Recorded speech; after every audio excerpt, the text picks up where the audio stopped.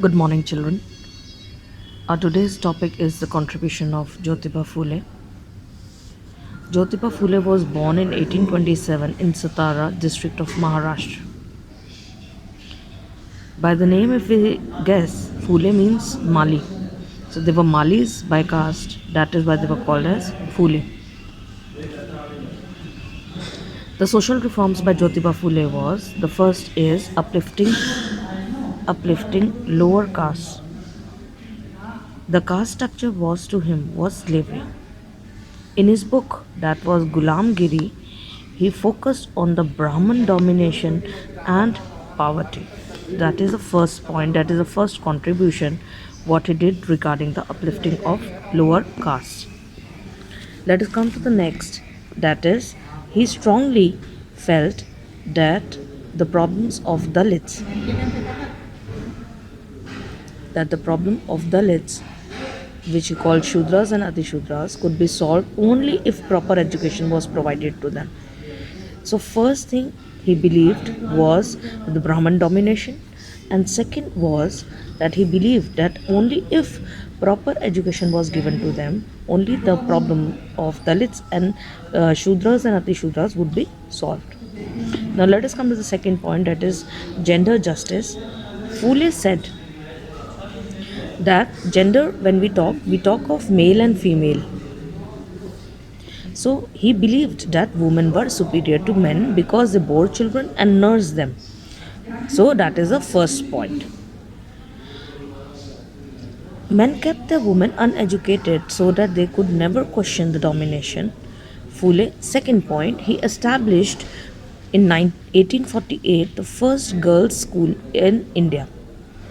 Third, he set up an orphanage in 1854 to provide shelter to the poor widows and the children. Fourth point, he also founded a number of schools near girls for girls and lower castes such as Mahars and monks. So when we talk of female justice, yeah, gender justice, he established first girls school in India in 1848, orphanage for poor widows and their children 1854, and he founded a number of schools for girls and lower castes for Mahars and monks. Now, third contribution is Satya Sodhak Samaj. That was an institution that was founded by him, named as Satya Shodhak Samaj. It was founded on 24 September 1873. And the main aim of the society was it endeavored to mitigate the distress. Mitigate the distress and sufferings means unki problems ko kam karna of Dalits and women. So that was the aim of Satya Shodhak Samaj. His wife Savitri Bai was also very popular for doing the reforms, and she also formed a women's wing of the society. So that is the third point. First, uplifting lower caste. Second, gender justice. Third, Satya Shodhak Samaj. And you know, children, through his book which he wrote, we have studied, that was Gulam Giri. Gulam Giri, he stressed that it was only on the toil, on hard work of farmers, their labors, the government, its army, and salaries and pensions of the whites depended. So, first of all, what we have to keep in mind is the literary work that was Gulam Giri, and what did it reveal through this book Gulam Giri. He told us about the farmers, their toil on which the government was ruling India. And he also said that when the farmers educate themselves and carry whips on their shoulders, the English will have to scream and yell and flee the country.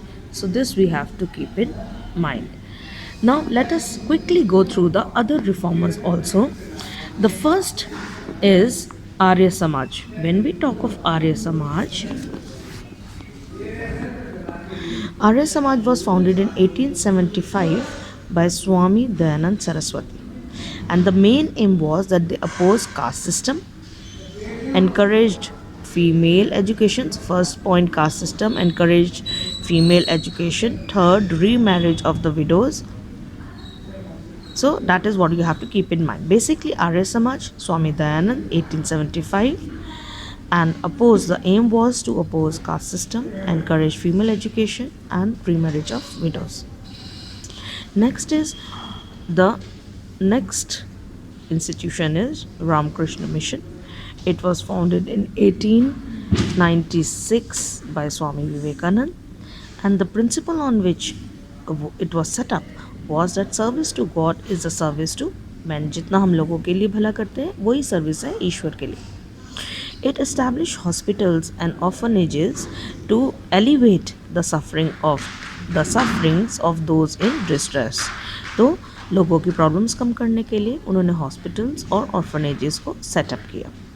So here till now we have studied about Raja Ram Mohan Roy, Brahmo Samaj, then Jyotiba Phule, Satyashodhak Samaj, third Swami Dayanand, Arya Samaj, Swami Vivekanand, Ramakrishna Mission, and now we are going to study about revivalism among the Muslims. We know that after the revolt of 1857, the Muslims' condition was very pitiable.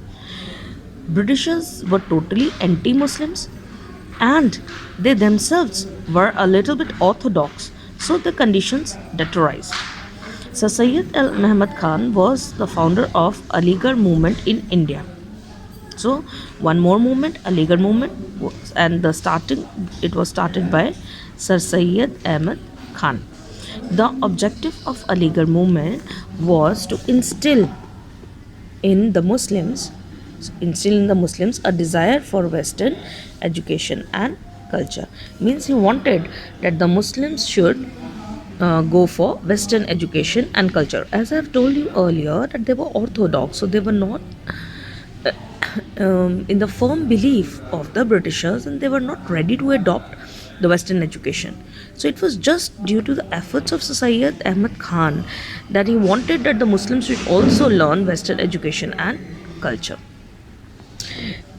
He also started Anglo-Oriental College, which was started at Aligarh in 1875. This is also important because there is one chapter that is Muslim League that we will be studying later on. It will help us there also.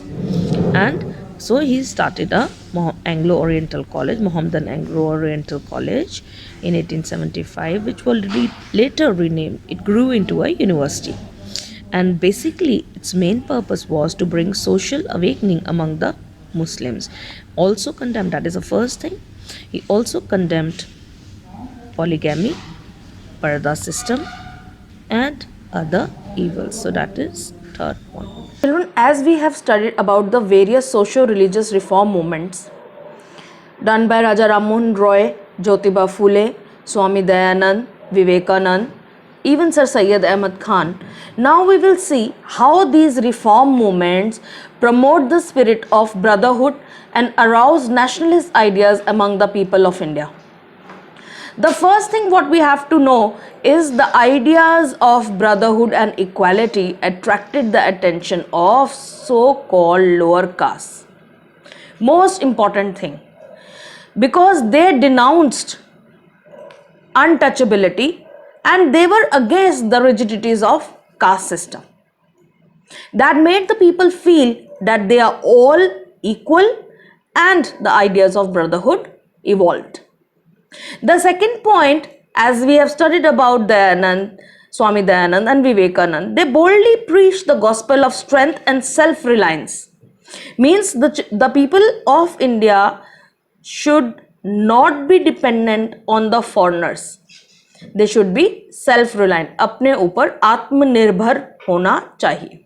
Third point, the most important is these all reformers stressed upon the better position of women. They told that the women should be respected. Fourth point, these reformers were inspired by the spirit of nationalism. They aroused nationalism among the Indians, and they even told how India's resources were being exploited by the British, how they took India's wealth and resources and send it to England. So these are the 5 points which help us, which help in arousing nationalist ideas, and these all 5 points are by the reform movements. First, equality and ideas of brotherhood. Second, they preached gospel of strength and self-reliance. Third, they tried to uplift the woman. They told that women should be respected. Fourth, they aroused the spirit of nationalism. And fifth, they fully knew how India's resources were being exploited by the British. Thank you.